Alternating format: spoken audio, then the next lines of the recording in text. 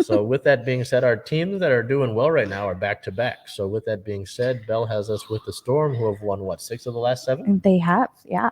So on the 12th, the Storm faced the Dallas Wings. That was a win, 83-74. Our player of the game for that game was Breanna Stewart, of course, who actually mid-season was unanimous vote for MVP, but we'll get into that.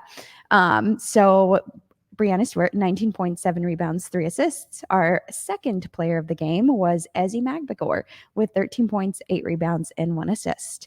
And I'll just say that it's great to see Ezzy still producing and not feel the pressure of Tina Charles joining the team.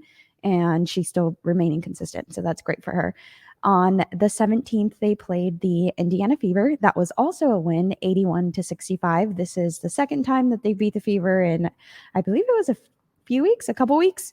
Player of the game again was Breanna Stewart with 25 points, 8 rebounds, 3 assists, and a plus 24 when she was on the court. We moved over to the injury news for both of those games. Out still is Mercedes Russell with that non-basketball injury. We haven't really gotten word on whether she's progressing or what her status is. So Did they not say anything? They did not mention it, no. So, I mean, Coach Quinn does a really good job of only sharing the information that she can. So nothing still on Mercedes Russell. So we'll move on to some team notes here. On the 17th against the Fever, Sue Bird moved into 3rd place in WNBA history for steals. She collected 2 that night and has 711 for her career. As I mentioned as well, Breanna Stewart, midway through the season, unanimous vote for MVP. She's averaging, I believe, 21 points per game. Yeah, yep.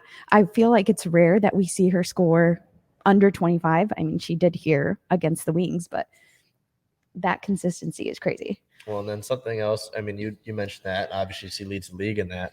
But something else that I looked at was efficiency. And I think she was 2nd in the league in efficiency. Yeah. So, we've talked about it before. Healthy Stewie means a Storm playoff run. So, yeah, obviously have to continue that, but that's why we were freaking out so much in the offseason. It's like, okay, Stewie, you're going to sign or not?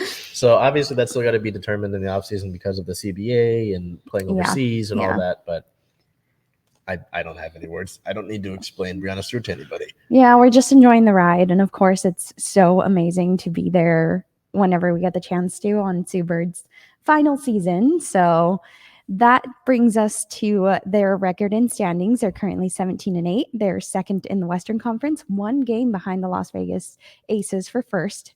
And Commissioner's Cup. It's over. Ended yesterday.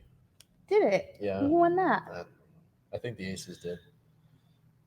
I didn't check. I wasn't. I can. It wasn't us, so it's okay. Yeah, no. So that's over for the year. Okay. I didn't actually even remember getting an update on that. So while we look that up, looking ahead, we have a July 20th matchup at Chicago against the Sky, who are currently ranked as number 1 in the WNBA. Yep. So that'll be a tough matchup there. That's a 9 a.m. game on the 22nd at Phoenix Mercury. That's a 7 p.m. And then on the 24th, back home versus Atlanta Dream. And that'll be a good rematch as that is the last team that our Storm lost to. So, yeah, hopefully they pull that win off. And that's at 3 p.m.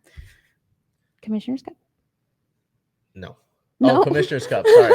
I lied to you. I thought it was this past Sunday. It's the 26th. So it's the Sky and the Aces. Okay. And that's that's a big matchup. Yeah. It's a big matchup. But, obviously our Storm weren't able to defend their Commissioner's Cup title, but I think there's another title they're focused on. Oh, yeah.